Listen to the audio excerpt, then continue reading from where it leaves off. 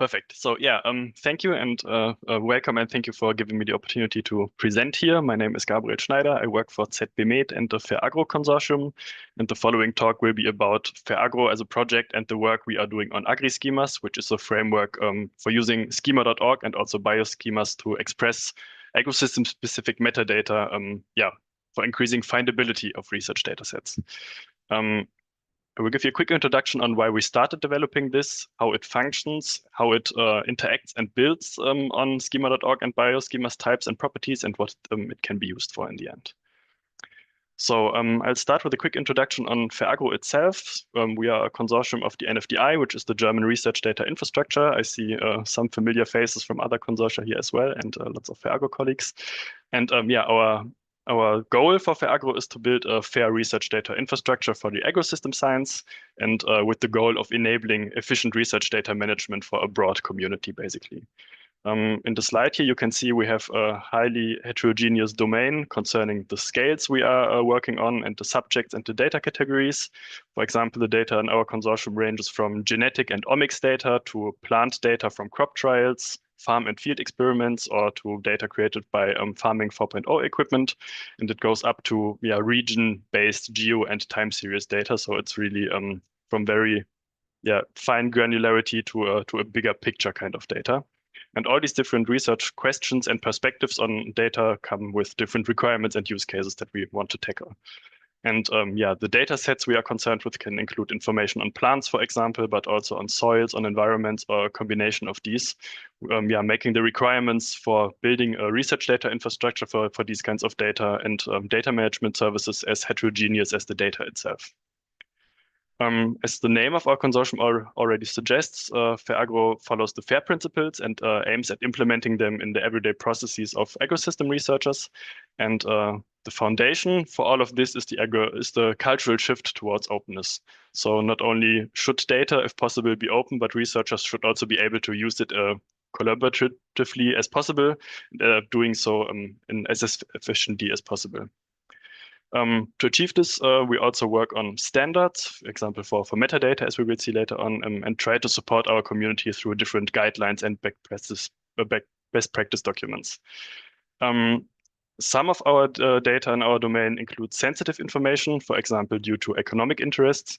And to work on this, we also implement standardized legal metadata, as well as offer legal guidance. For example, we have a help desk where our data stewards work on tickets, for example, on questions concerning legal things. And we try to get some more certainty in questions as these. On the right-hand side of the slide, you can see another pillar of FAIRAgro is the development, operation, and support of interoperable infrastructures, which will also be a topic for today's talk. And we want to enable researchers to use them integratively for their research. And beside research data infrastructures for data publication, we also have services, for example, for filling out data management plans. We have a standard inventory for relevant domain vocabularies and terminologies, or a central search service, which will also be relevant for today's presentation, and we will see later on. On the software side of things, we work on making research reproducible by supporting with researchers with data analysis workflows. And to wrap things up, we also try to ensure data quality throughout the whole data lifecycle by developing standards and tools for checking and improving data quality. Besides FAIRAgro, there is also another perspective on AgroSchemas, which comes from Netminer and Marco Brandisi. Some of you might be familiar with him. He is also a part of the Bioschemas community. And he and his group started work on AgroSchemas in 2018 and focused on reusing schema.org and Bioschemas as well, with minimal extensions to enable, their use case basically is exploratory research based on knowledge graphs. And Marco provided some example queries here. For example, they are interested in making queries possible, like in field trials, which germplasms have the least yield loss under drought and which genes are associated with them, and all doing this based on the knowledge graph, basically. The idea is to cover farm to fork and existing knowledge in molecular biology, field trials, as I already mentioned, related to these standards you can see here, MyAPI, ISATAP, and the breeding API, and also literature and text and ontology annotations. Here's a quick example on how a field trial could be modeled in this way. So this is related to the ISA-tab model. You can see there's an investigation here and a study here. And for expressing this investigation, for example, you could use the schema.org dataset type. And for the study, it would be, for example, the Bioschema study type, which is in draft status currently, I think. For modeling the inputs and outputs of such a study, this could, for example, be organisms or samples. You could use, for example, the bioschema sample type, or if it is about data, you could use schema dataset or data download, depending on the granularity you need here. Another building block for these field trial examples is study events. If these are caused events which were planned, Bioschemas has the lab protocol and lab process type that could be used here. For external events, there was once an idea to include some kind of a study event for like weather events, for example, like a rainfall or drought thing. But this is on an idea level currently, I think. To wrap this up, also variables and values could be modeled and attached to this metadata information. And if you want to have a more detailed look here, the slides will be shared after the presentation, I think. There's a Zenodo link describing this example in more detail. Coming to our AgroSchemas working group, after the German Bio Hackathon in 2023, where we had a project on working on AgroSchemas, we started combining our efforts between the Netminer things I just mentioned and FAIRAgro and founded our AgroSchemas working group. And the idea was to bring the requirements and perspectives of both of these groups together, basically. We have monthly meetings and it's an open group. So anybody interested to join, please reach out to us. We would be happy to have you. And also, if you're like from an adjacent domain and see overlap, we would really be interested in discussing your perspective as well and seeing how we can merge developments here. In the working group, we mainly discuss the requirements from our communities and modeling approaches in schema.org and bioschemas. And so far, we have invested a lot of resources in building a framework, which I will present in the following slides, and are now basically filling this framework with collecting semantic concepts from existing terminologies and linking them with the framework we will see shortly. So to explain what we use AgroSchemas for in FAIRAgro, I want to sketch out the current state of our infrastructure landscape and what we want to achieve with AgroSchemas. So as part of FAIRAgro, we have a set of different research data infrastructures you can see on the left here. In RDIs for short, as we call them.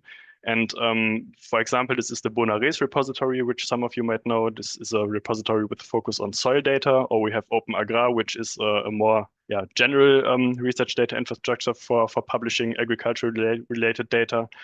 And our goal in FAIRAgro is to make the contents of these RDIs findable in a centralized service, which we call the FAIRAgro Search Hub. You can see on the right-hand side. And to make this possible, we need metadata. To get this metadata, we have the middleware. This is our harvesting service in FAIRAgro. And in its basic form, the middleware takes schema.org metadata, which some of these RDIs already expose, and collects it and makes it available in a central location, for example, for the Search Hub, but also for other services that we have in FAIRAgro. Due to the huge differences in contents of these RDIs that we have, it is a challenge to find a common ground between their metadata schemas. And although they have schema.org available, it's only there to represent really generic metadata. But to make a powerful domain-specific search possible in our Search Hub, we need a way for the infrastructures to add domain-specific metadata to the existing schemas and also expose this to get harvested via our middleware. And this is where AgroSchemas comes into play. So as already mentioned, the RDIs might already expose schema.org, but it is very limited and generic. So we have an example data set here. It might have information on an author, for example, a title, a license, and so on. And while all of this is important, this is not really too useful to have an advanced kind of search. We could have domain-specific information in keywords or in a description, but in there, it isn't structured and it isn't guaranteed. So if there is domain-specific information in there, we would need to parse this or use other methods like AI, for example, to identify and extract it. And this is resource intensive. What we now do with AgroSchemas is adding different domain-specific information objects or entities, you could call them, to this existing schema.org dataset description. by attaching them to a dataset object, basically. And depending on the contents of the dataset, it might be one additional entity or it might be a combination of them. And each of these entities is then its own separate object with different properties, which we will see in the following slides. So what you can see here are the different core entities we've identified so far. So we have crops, we have soils, we have sensors, diseases, pesticides, and plots. And these entities that we want to model, we build on existing schema.org and bioschemas types. And propose basically a set of recommended metadata fields that can be used to describe them. The core entities that you see here are a starting point for us. So we're currently fleshing them out and finalizing everything for a first version of AgroSchemas. But the idea is also, of course, to keep the framework extendable for further requirements in the future. Here you can see the types that we use as a foundation for these core entities.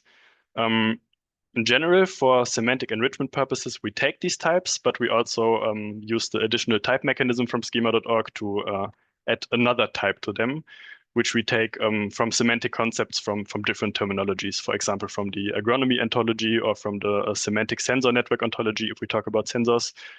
So these will allow us further down the line to map these entities basically with other data. Starting with crops here, for example, we use the updated biosample type from Bioschemas. For soil, it is the general sample type.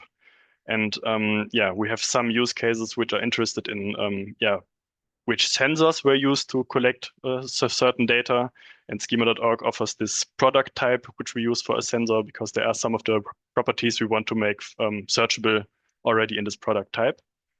For the disease type, we still have a little challenge because content-wise, it overlaps with the medical condition type from schema.org, but this type is defined to be any condition of the human body. And so this is really, human body related, and we want to apply it to plant diseases, basically. So to be able to use this type, we would need to change the core definition of the schema.org type. And I'm not too sure how this works. So if there is any feedback on this, if somebody else has done something similar, we would be really interested to get your perspective on this. For pesticides, we have the chemical substance type from Bioschemas, at least to model some of them. There are also like pesticides which are not chemical based, so we would need another type for them, which we are currently working on. And to wrap this up, we have the plot, which is a geo object basically, and we can use this to add geo coordinates to make, for example, geo search possible. We can go a long way with only using what Bioschemas already provides. This is an example for this. So in this case, we have a crop entity and we want to make users be able to search a data set based on a crop species. So we start with a data set description on the left-hand side again, but this time it is linked to a Bioschemas biosample object, which is a type that already exists. And we do this with the about property. And the biosample object itself has several properties, as you all know, in Bioschemas. And we use the taxonomic range property to express this taxonomic classification of the crop that we have here. We do so by linking the biosample to a taxon object, which is also a Bioschemas type, and add a scientific name to it. In this case, this is Triticum aestivum. And what we also add via the URL property here is a link to a semantic concept. In this case, this is a term from AgroVoc, which is a broadly used and well-maintained thesaurus for the agriculture. And we link this, as I said, via the URL property. What we get from this is that we have additional information available from AgroVoc. For example, we have synonyms for Triticum aestivum. We have multilingual terms like translation in other languages. And we also have, if it is available in AgroVoc, a list of pathogens that are relevant for this specific species. And this is all possible out of the box with only using Bioschemas types and properties. And we want to do this as much as possible, but we have found some cases for our community where we need additional not yet existing properties. And for these cases, we designed a way to construct these properties flexibly. And this happened in close cooperation with Dataplant, another NFDI consortium, during last year's Alexius Biohackathon in Barcelona. And we merged ideas from different projects that were there and tried to harmonize our metadata approaches between consortia to get closer together here.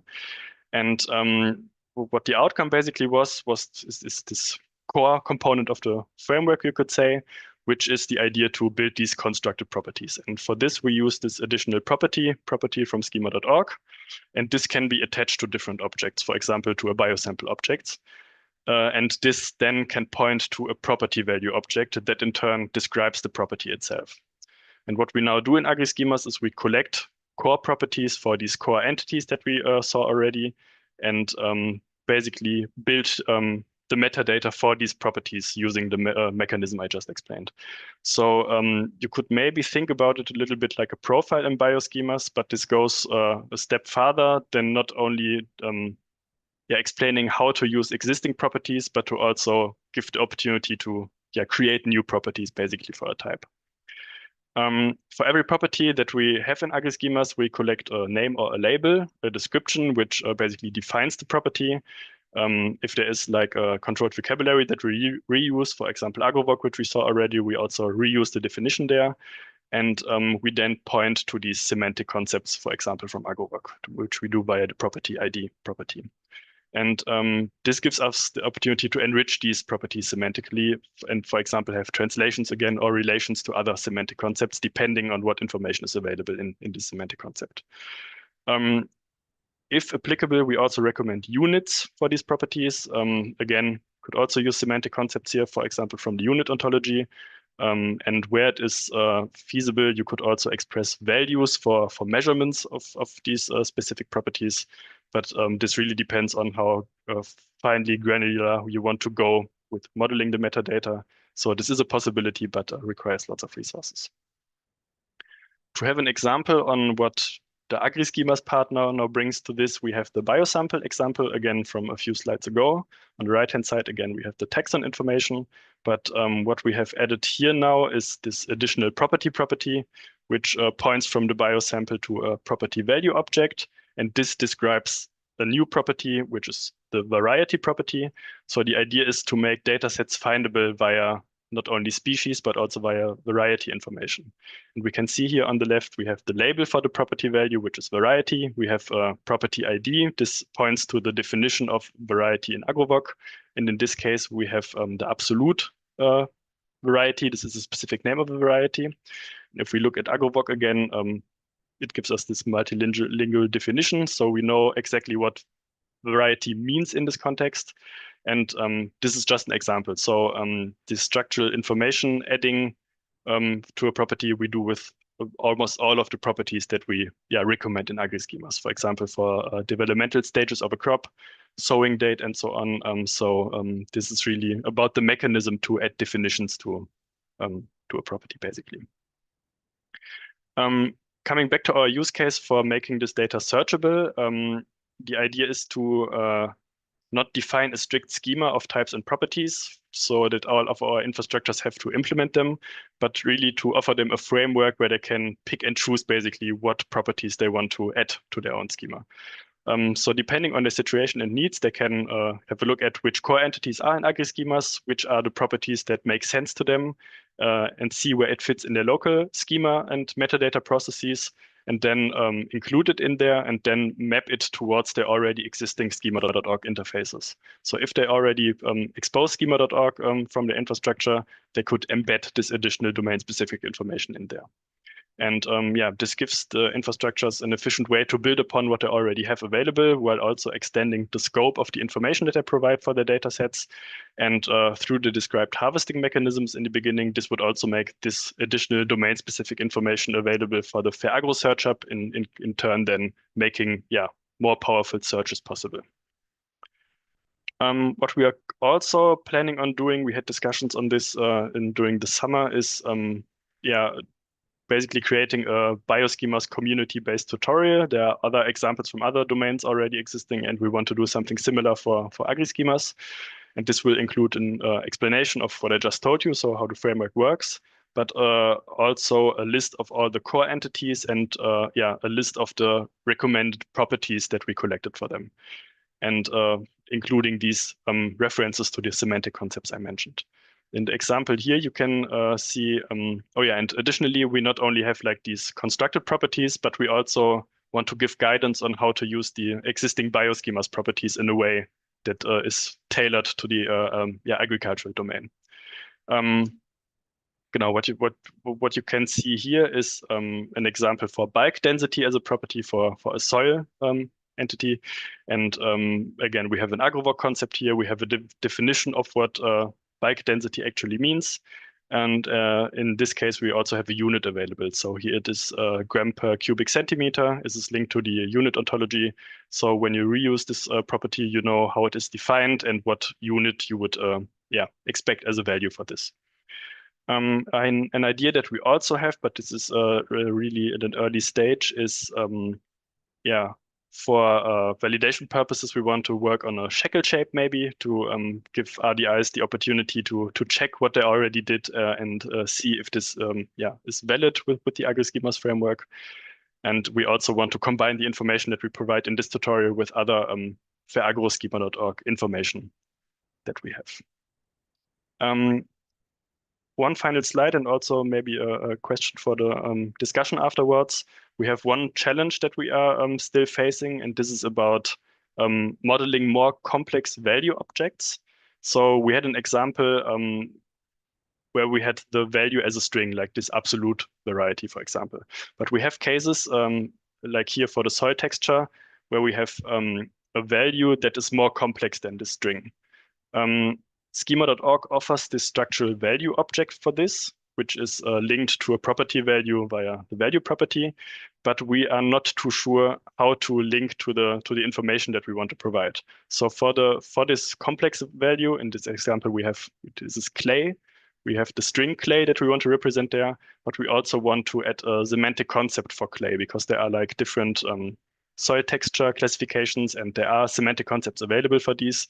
And we are not too sure which properties of structural value to use to link to them. So if there's anybody with an idea on this, we would be really happy for feedback. But before this, I would like to wrap up my presentation, and thanks for your attention, and I'm happy to take questions and comments. Thanks.